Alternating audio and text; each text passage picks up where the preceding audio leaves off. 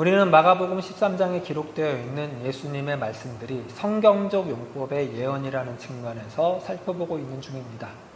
이 예수님의 말씀들이 다만 아직 일어나지 않은 미래의 특정한 사건을 가리키는 그런 이방적 용법의 예언이 아니라 하나님의 백성들의 삶이, 현재의 삶이 하나님의 말씀에 비추어 보았을 때 어떠한지, 그리고 그 결과가 어떠한지에 대한 내용이라는 성경적 용법의 예언이라는 측면에서 살펴보고 있는 중입니다. 오늘 본문 말씀을 볼 때 특별히 그런 사실을 염두에 두고 볼 필요가 있는데요.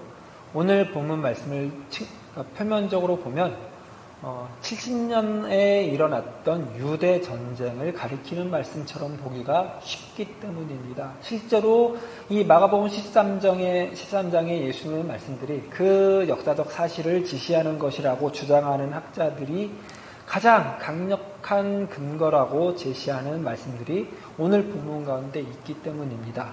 14절 후반부에 있는 그때의 유대에 있는 자들은 산으로 도망할지어다 라는 말씀이나 18절에 있는 이 일이 겨울에 일어나지 않도록 기도하라는 말씀이 그것인데요.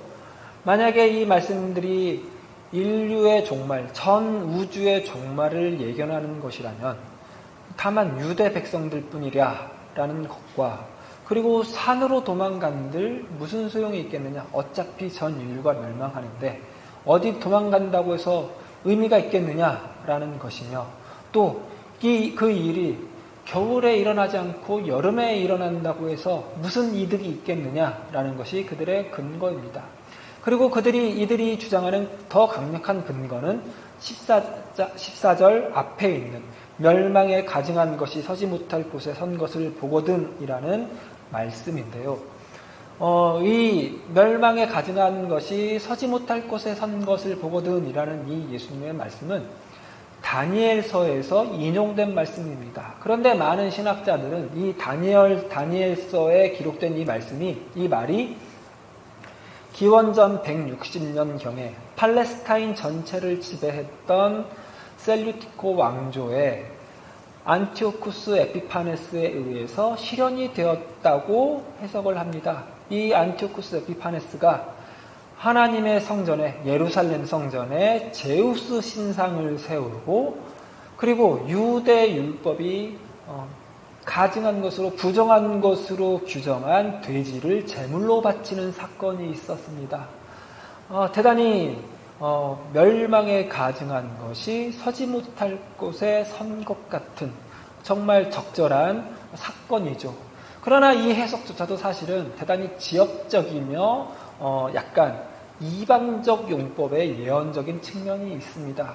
어째서 그런지는 짐작할 수 있을 것이며, 또 언젠가 자세히 살펴볼 기회가 있기도 할 것입니다만은, 아무튼 이 해석의 연장선상에서 이 예수님의 말씀이 70년 유대전쟁을 지시하는 것이라고 주장하는 학자들이 그 해석의 연장선상에서 동일한 사건이, 이 멸망에 가증한 것이 서지 못할 곳에 선 것 같은 일이 그 예수님이 이 말씀을 하시기 전후 몇 년 사이에 있었다라고 주장을 하는 것입니다.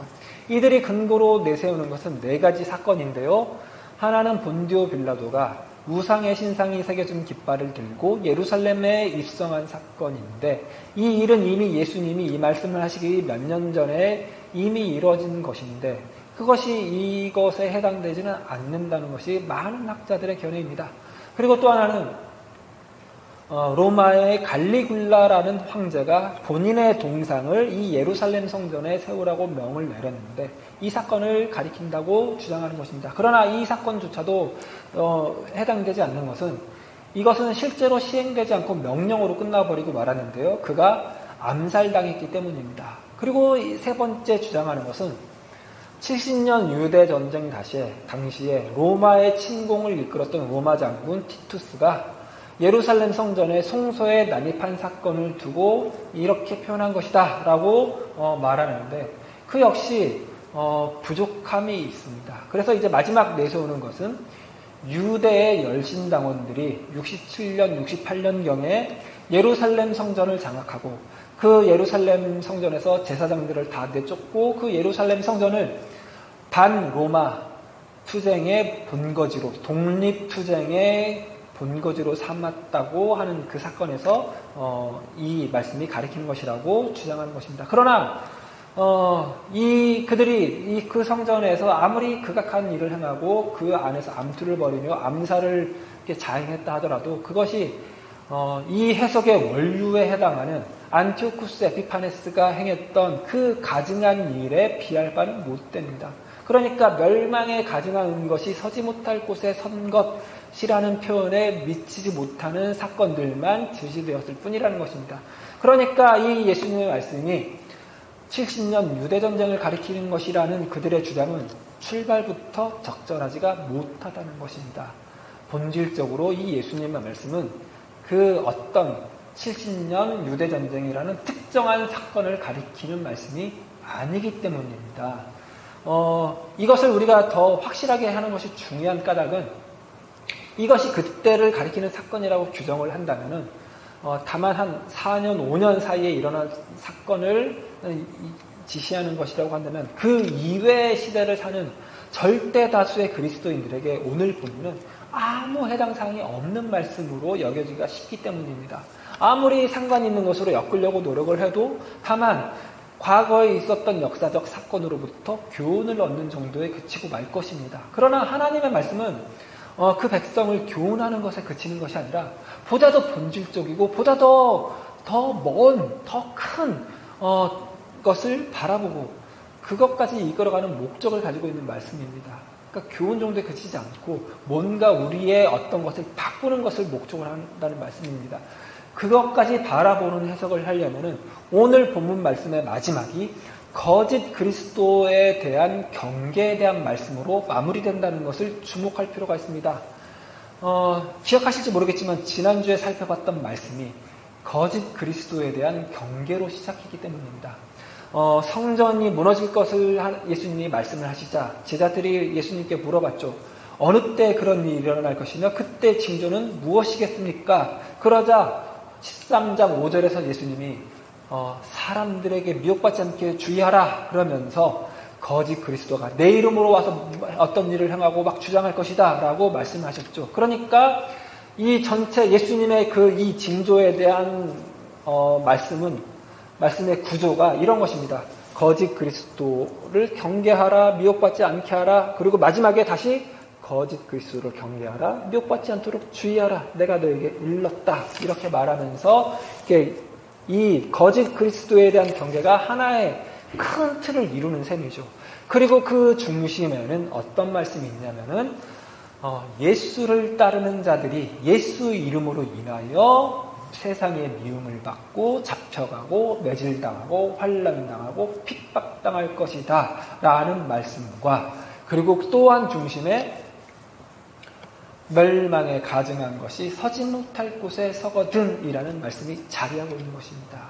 그러니까 오늘 구조를 통하여 알 수 있는 것은 이 거짓 그리스도의 이름으로 행해지는 모든 행위들, 거짓 구원자, 거짓 하나님의 그 모든 행위들은 결국 하나님의 이름으로 살아가는 자들을 미워하고 핍박하는 것이며 그 일은 본질적으로 멸망에 가증한 것이 서지 못할 곳에 선 것이나 다름없다라는 선언일 것입니다. 그러니까 그 모든 극악한 행위들이, 부정한 행위들이, 불의한 행위들이 더 이상 성전의 이름으로, 여호와 성전의 이름으로 감춰지지 않고 완전히 불의의 이름으로, 부정의 이름으로, 극악함의 이름으로, 패역함의 이름으로 완전히 드러나는 그때일 것입니다. 그리고 그때 하나님의 진노가 임할 것이다 라는 예수님의 선언인 것이죠. 이런 패턴은 구약의 모든 예언서들에서 발견될 수 있는데 대표적으로 예레미야 7장에 잘 담겨 있습니다. 예레미야 7장 말씀을 같이 한번 보겠습니다. 7장 30절부터 34절까지 보시죠. 구약성경 797페이지입니다. 여호와께서 말씀하시되 유다 자손이 나의 눈앞에 악을 행하여 내 이름으로 일컬음을 받는 집에 그들의 가증한 것을 두어 집을 더럽혔으며 흰놈의 아들 골짜기에 도배 사당을 건축하고 그들의 자녀들을 불에 살랐나니 내가 명령하지 아니하였고 내 마음에 생각지도 아니한 일이니라. 그러므로 여호와께서 말씀하시니라. 날이 이르면 이곳을 도벳이라 하거나 흰놈의 아들의 골짜기라 말하지 아니하고 죽임의 골짜기라 말하리니 이는 도벳의 자리가 없을 만큼 매장했기 때문이니라. 이 백성의 시체가 공중의 새와 땅의 짐승의 밥이 될 것이나 그것을 쫓을 자가 없을 것이라. 그때 내가 유다 성읍들과 예루살렘 거리에 기뻐하는 소리, 즐거워하는 소리, 신랑의 소리, 신부의 소리가 끊어지게 하리니 땅이 황폐하리라. 대단히 무서운 심판의 선언이죠. 이 무서운 심판의 선언이 이 예레미야를 통하여 임한 이 무서운 심판의 선언이 오늘 우리 본문 마가복음 13장에 담긴 예수님의 심판의 선언과 그 어조가 크게 다르지가 않죠. 하나 더 살펴보겠습니다. 스바냐입니다.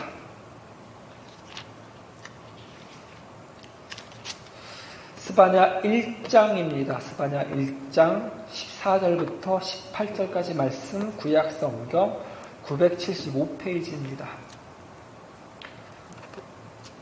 14절입니다.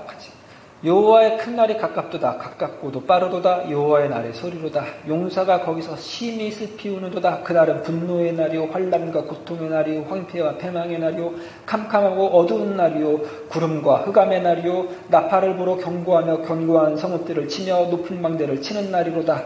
내가 사람들에게 고난을 내려 맹인같이 행하게 하리니 이는 그들이 나 여호와께 범죄하였습니다. 또 그들의 피는 쏟아져서 티끌같이 되며 그들의 살은 분토같이 될지라. 그들의 은과 금이 여호와의 분노의 날에 능히 그들을 건지지 못할 것이며 이 온 땅이 여호와의 질투의 불에 삼켜지리니 이는 여호와가 이 땅 모든 주민을 멸절하되 놀랍게 멸절할 것이니라.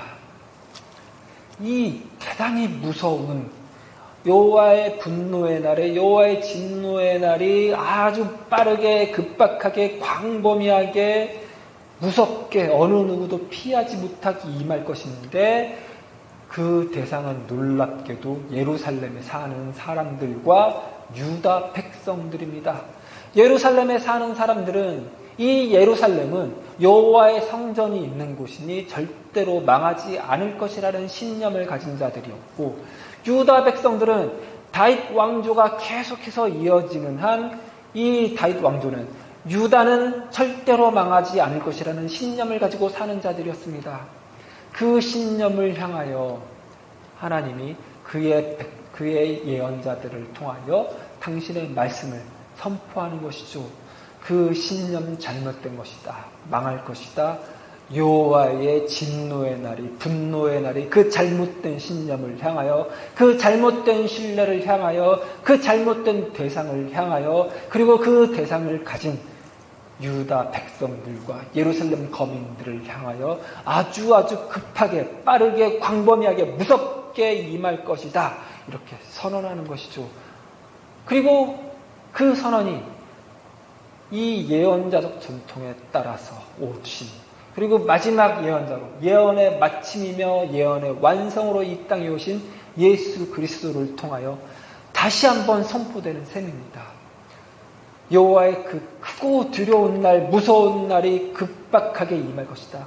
아주 빠르게 임할 것이다. 그러니 유대에 사는 사람들아, 산으로 도망해라. 지붕에 있는 자들아, 물건을 가지러 이불을 내려가지도 말고 그냥 도망가라.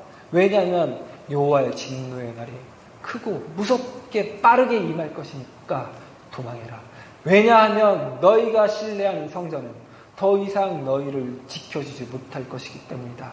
너희가 의지하는 그 성전은 너희의 피난처가 될 수 없기 때문이다. 너희가 자랑하는 그 성전은 너희의 구원자가 되지 못할 것이기 때문이다. 너희가 하나님의 백성이라는 근거로 삼은 그 성전은 하나님이 아니기 때문이다 라는 선언인 것입니다. 이들이 실제로 그 예루살렘 성전을 하나님의 성전이라고 하나님을 대체한 것으로 이렇게 받아들이면서 살자 이 성전에서는 아주 멸망에 가증한 것이나 다름없는 일들이 행해졌다고요. 모든 불의와 부정이 행해졌죠. 원래 하나님의 성전은 거룩한 성전이어야 합니다.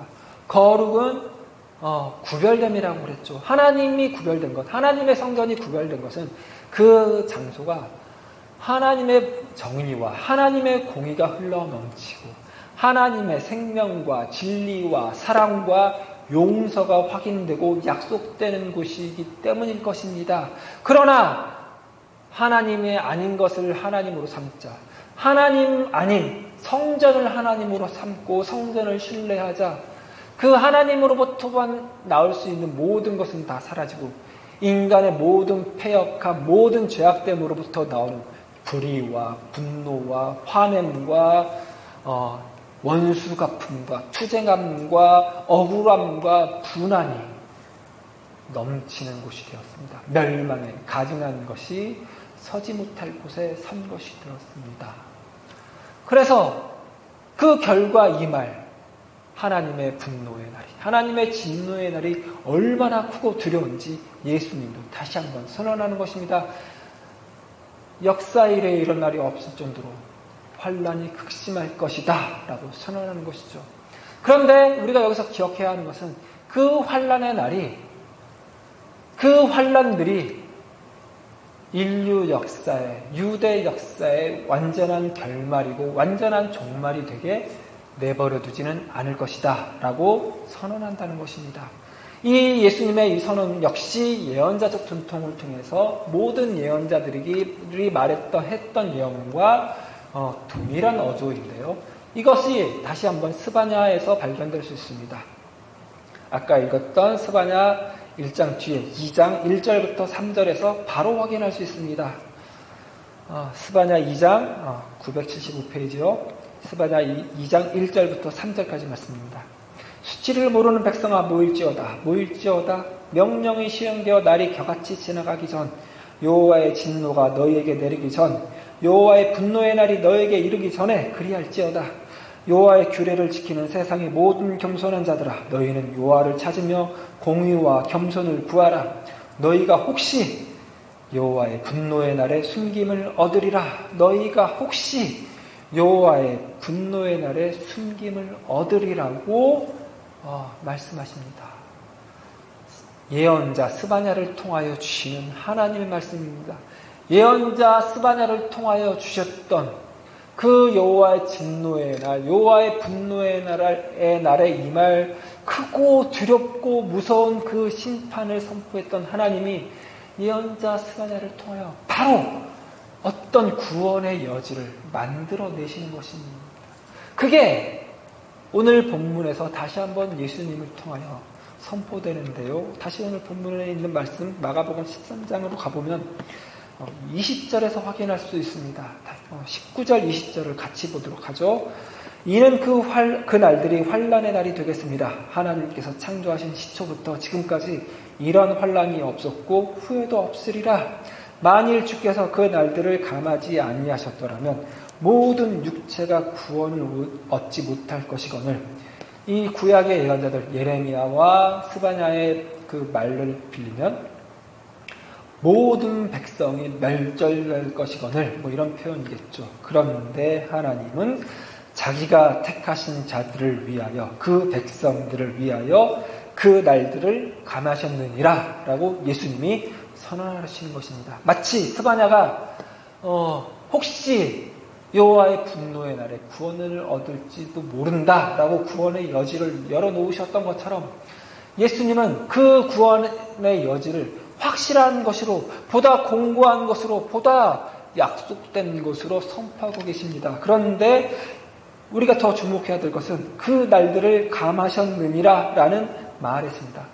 감하셨느니라 라는 말은 완료 시제이죠. 그런데 지금 예수님이 하시는 말씀은 그 백성들이 여호와의 말씀을 떠나, 여호와의 뜻을 떠나, 여호와의 길을 떠나 살아가는 그 결과 주어질 어떤 가까운 미래든 먼 미래든 미래에 있을 어떤 당연한 이 현재 삶의 귀결로서 주어질 미래에 대한 미래에 있을 하나님의 심판, 곧 임박한 하나님의 진노, 분노에 대해서 말씀하시죠.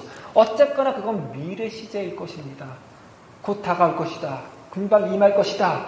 그런데 그 환란의 날이 극심할 것이다. 그런데 그 환란의 날을 하나님이 그 택한 자들을 위하여, 그 백성들을 위하여 감하실 것이다. 이렇게 미래시제로 어떤 추정으로, 추측으로, 예측으로 말씀하시는 것이 아니라 마치 이미 일어난 일처럼 이미 확정된 것으로 말씀하신다는 것입니다. 과거 시제로. 하나님이 그 환란의 날을 감하신 것은 이미 이루어진 것이라고 말하는 것입니다. 미래 환란이 있을 것이나 미래 그 여호와의 분노의 날이 있을 것이나 하나님의 구원은 확정되었다. 하나님께서 그 백성들을 위하여, 택한 자들을 위하여 그 환란의 날을 그 택한 자들이 견뎌내기 위해서 그 환란의 날을 이미 감하셨다라고 확정해서 말씀하시는 것입니다. 그런데 이 확정된 구원의 여지는 이미 이 마가복음 문맥에서 사실은 필수적인 것이며 필연적인 것입니다. 어떤 면에서 그러냐면요. 이 마가복음 13장에 있는 모든 말씀들은 마가복음 11장에서 있었던 그 예수님의 비유, 포도원 비유와 완벽하게 연속성을 갖기 때문입니다. 완벽하게 연결되었기 때문입니다. 포도원 비유가 어떻게 끝났죠? 그 악한 일을 행했던 농부들이 그 악한 일들의 결과 진멸될 것이고 포도원을 빼앗겨 다른 이들에게 넘겨주는 일을 당할 것입니다. 그런데 그것이 완전한 결말인 것이 아니라 하나님이 그 일을 건축자의 버린 돌이 모퉁이의 머릿돌이 되게 하시는 방법으로 일하셔서 당신의 계획을, 당신의 작정하심을 이룰 것이다 라는 어떤 보다 큰 이야기에 포함된 어떤 과정, 어떤 일로 하나님께서 만들 것이라는 것에 있었죠. 그러니까 그런 측면에서 보면은 건축자가 돌을 버린 행위는 대단히 불경스럽고 어리석은 일이었을 것입니다.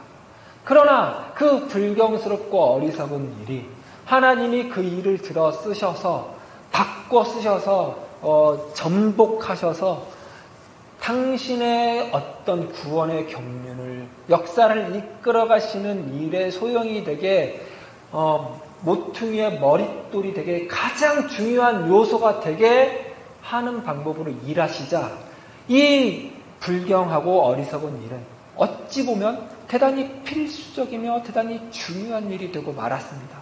물론 이것이 그 불경스럽고 어리석은 일을 잘했다고 정당화하는 일이 칭찬하는 것이 아니라는 것 주의하시기 바랍니다. 그 자체로는 대단히 불경스럽고 어리석은 일이 맞습니다. 하시기 말았어야 할 선택인 건 맞습니다. 그러나 하나님은 그 선택마저도 예수 그리스도의 십자가라는 그 사건을 통하여 하나님의 그 능력과 지혜가 담긴 그 사건을 통하여 그 하나님의 기이한 일하심을 통하여 그 일을 대단히 중요한 일처럼 바꿔내셨습니다. 구속하신 것입니다. 구원을 그 과거 사건에도 구원을 베푸신 것입니다.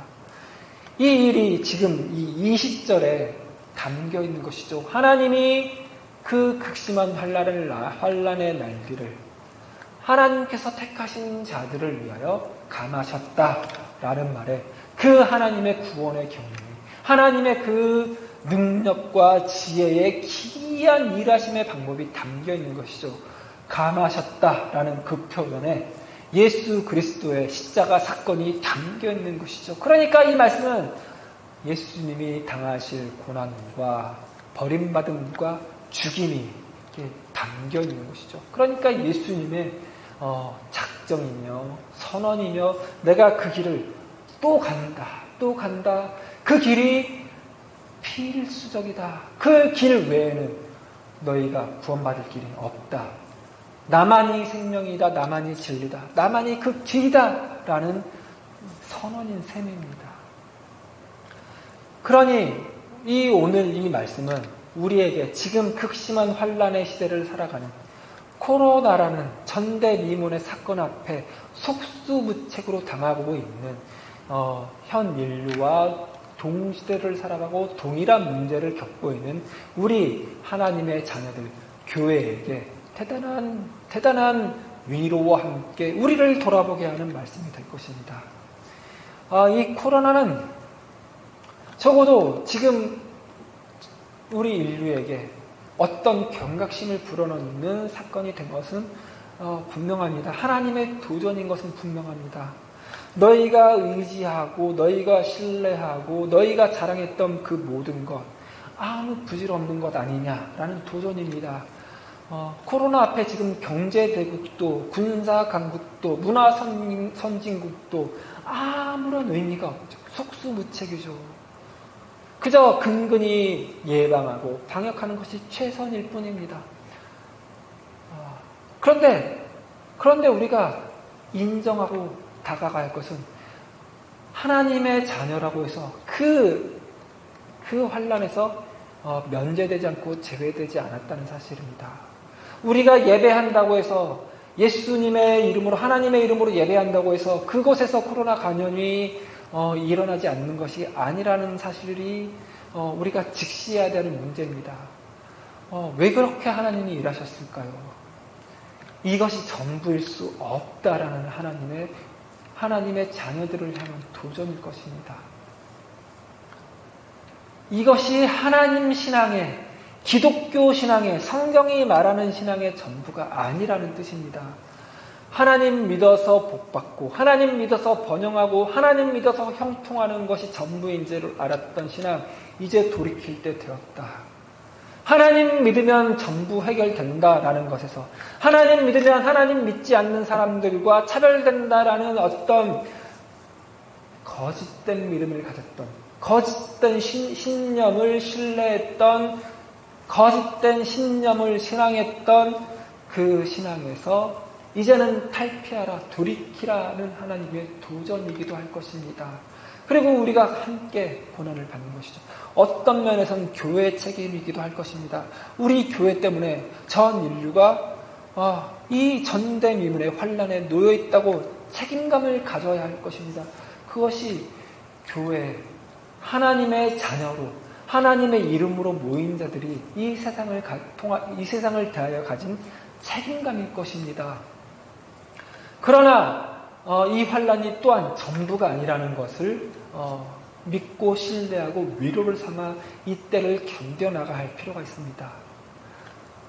이 하나님이 이 예수님의 선언과 같이 이 환난의 때를 하나님의 자녀들을 위하여 이미 감하여 놓았다고요. 이미 완료된 시제로 약속으로 주어져 놓았다고요. 지금 그때가 언제일지 언제 이 때를 완전히 극복할지 우리는 다 알 수 없습니다.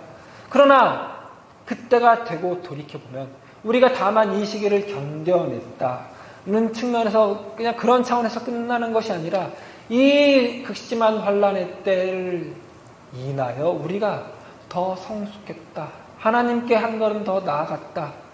하나님의 그 마음을 더 알게 되었다. 하나님의 뜻을 더 알게 되었다. 하나님을 신앙한다는 것이 무엇인지 알게 되었으며 하나님의 자녀로서 하나님의 택한 자들로서 온 세상의 축복을 온 세상이 얻을 복을 맡은 자들로서 살아간다는 것이 무엇인지 알게 되었다라는 데까지 나아가게 될 것입니다. 하나님께서 그것을 위하여 이 때를 허락한 것입니다. 하나님이 일부러 작정하고 준 것이 아니라 우리의 선택의 결과로 주어진 것이지만 하나님이 그것을 건축자의 버린 돌이 모퉁이가 되게 하는 방법으로 일하심으로 이 환난의 날을 감하여 놓으시는 그런 일하심으로 그때를 하나님이 예비하여 놓으셨다. 지금보다 우리가 더 나가게 되었다라는 것을 내다보고 이때를 견디라고 말씀하신 것입니다. 그러니 힘을 냅시다. 이때는 그 세상이 말하죠. 이 또한 지나가리라. 그 정도가 아닙니다. 이 또한 지나가리라 정도가 아니라 이 환난의 시기가 일을 할 것이다. 이 환난의 시기가 우리를 더 하나님을 향하여 하나님의 그 성숙된 예수 그리스도를 더 닮아가는 성숙된 인격을 향하여 우리를 밀어 올릴 것이다. 하나님을 향한 참된 신앙과 하나님을 참되게 예배하는 것과 하나님을 참되게 하는 사랑의 자리로, 참되게 사랑하게 하는 자리로 우리를 밀어올리는 순간이 되게 할 것이다 라는 것으로 쓰일 것이라고 바라보고 신뢰하고 신앙하며 가야 된다는 것이죠. 이게 역사를 주관하시는 하나님을 신뢰한다는 것이며 기독교 신앙이 우리에게 요구하는 것이며 성경이 우리에게 요구하는 것입니다. 그러니 힘을 냅시다. 지금 우리 오늘처럼 모여서 예배하지 못하고 비대면으로 온라인으로 예배해야 되는 이 시점에 좌절하지 말고 낙심하지 말고 힘을 잃지 말고 마치 우리가 모여서 예배하는 것처럼 힘을 냅시다. 우리가 모여서 예배하나 이렇게 비대면으로 예배하나 하나님은 영광 받으시며 하나님은 이 온 인류의 구원이시며 온 인류의 유일한 희망이시며 이 환난 날의 도움이시며 피난처라는 사실에 변함이 없기 때문입니다. 그러니 다시 한번 말합니다. 우리 힘을 내시고 이 일주일 동안 앞으로 또 일주일 동안 다음 주에도 이렇게 온라인 예배로 해야 될 것 같은데 그 다음 주에도 우리 힘을 내서 하나님의 자녀답게 하나님의 백성답게 인생교회 교인답게 힘차게 살아갑시다. 왜냐하면 우리는 이때가 지나가면 분명히 이 날들을 감사하게 될 것이기 때문입니다. 분명히 이 날들 때문에 우리가 이 자리에 왔다. 하나님 대단하시다 하는 순간이 올 것이기 때문입니다. 그러니 그때 감사할 일을 미리 지금 선취하여 감사하며 살아가는 것입니다. 이게 부활의 시대를, 부활의 능력을, 부활의 권능을 살아가는 성도들의 자세인 것입니다. 그렇게 살아가는 데 능한 우리 인생교회 교인들 되시기 바랍니다. 기도하시겠습니다. 하나님 감사합니다. 지금 참으로 힘듭니다. 우리도 힘들고 하나님을 알지 못하는 이 땅의 다른 모든 백성들 또한 힘듭니다. 하나님의 택하신 자들을 위하여 이 환난의 날을 감하여 주십시오. 하나님께서 이미 감하여 놓으셨다는 사실을 믿고 견뎌내게 하여 주시옵소서. 그리고 우리가 그 하나님의 구원을 선취하는 자들이 되게 하시고 하나님께서 주신 그 은혜의 구원을 이 다른 하나님을 알지 못하고 하나님 없다 말하고 하나님을 저주하고 멸망에 가증한 것을 서지 못할 곳에 서게 한 모든 자들에게 그 구원의 은혜를 나누어 줄 수 있는 그 구원의 복을 함께 나눌 수 있는 우리 인생교회 교인들 되게 도와주시옵소서. 하나님께서 선취해 놓으신, 하나님께서 예정해 놓으신, 하나님께서 이미 완료된 사건으로 만들어 놓으신, 우리를 위하여 예비해 놓으신 그 구원을, 그래서 하나님 우리에게 주어질 그 감사와 찬양과 예배와 사랑의 고백을 미리 선취하며 미리 땡겨서 우리 삶 속에서 실천하면서 살아갈 수 있는 우리가 되게 하시고 이 한 주간이 되게 하여 주시옵소서. 그래서 힘이 나게 해주시고 우리 모두 서로 격려하며 힘을 내며 살아갈 수 있는 우리가 되게 도와주시옵소서. 감사드리며 예수님 이름으로 기도드렸습니다. 아멘.